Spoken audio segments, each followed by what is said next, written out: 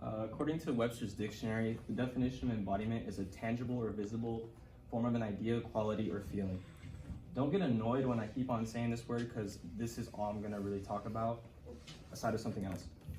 In 2012, the Oculus Rift was introduced to the world, and at first it was mainly, known for purposes for entertainment like gaming or, I don't know, people watch movies there, I guess. It's whatever you wanted to do for entertainment purposes, but when scientists got a hold of this technology, it opened up a whole new world of different types of studies, and that's what I'm going to talk about today. We all deal with our own personal feelings towards your emotions and your physical behaviors.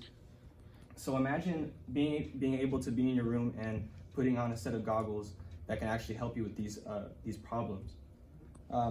Today I want to inform you on the power of embodiment and with the combination of VR and how it can affect your physical and emotional behaviors. Now that I've introduced what embodiment was, let's dive in a little bit further into this idea. I don't know why it's cut off, but I wanted to introduce the rubber hand experiment. This is a real life experiment that has to do with the power of embodiment. So as you can see right here, we have this nice lady, and she is getting her hand replaced by a rubber hand, and her real hand is being covered by this screen. So when a scientist touches the fake hand and the real hand simultaneously, the mind starts to begin that this hand is actually their own, when it's really not. And this is what embodiment is. So how we can see how this actually affects your mind, it really deals with your hippocampus, which is a part of your brain.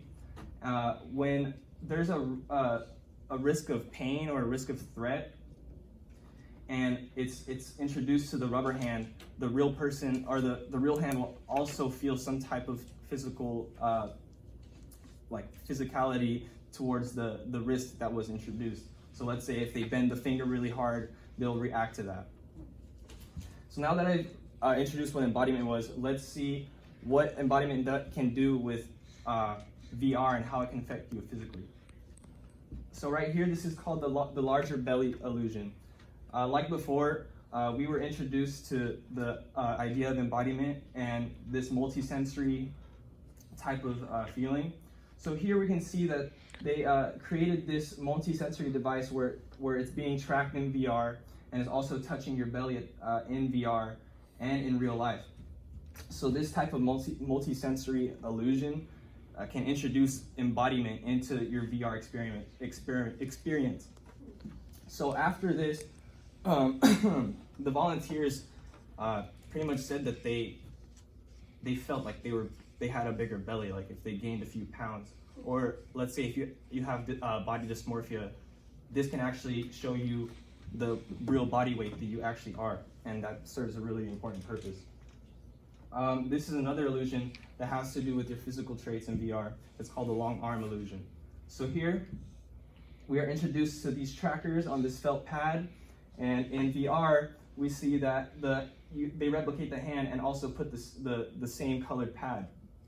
So in VR, they're rubbing it, and gradually the arm gets longer and longer, and with the power of embodiment and this type of experiment, the person was then told to point where their hand was located, and sometimes it didn't work, but when the times it did work and the people that were convinced by this type of embodiment, they pointed to where their hand was at in VR, which is very strange. But this also goes to show what the power of embodiment does to your physical. So now that I've shown you what it can do physically, let's see what it can do emotionally. So now we're introduced to reducing racial bias with VR. So this experiment, we see that a person is put into a full body tracksuit, and they're thrown into this experience where they are changed. They change their skin tone. So if you're a white lady, you're turned into a black lady, and vice versa. So here, when they're of the opposite skin tone, they're put into racial situations and are treated racially to see or gain experience of the other side. And what this ultimately did was it really opened up a new perspective for people that had a really big racial bias.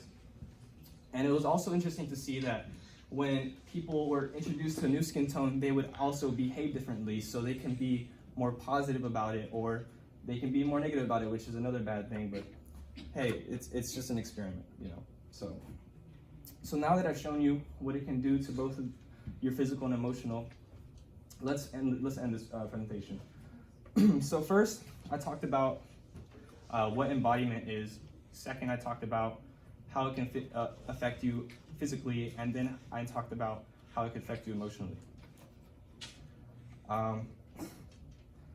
Imagine just being in your room and just not having a good day, or even if you want to open up your mind, or let's say, for an example, a virtual online therapy session. You don't have to go anywhere. You can just stay in your room. You can put on these goggles and talk to a medical professional and tell them, you know, really how you feel about things, and they can throw you into certain situations that change your mind. And that's what the power embodiment and VR can do. Thank you.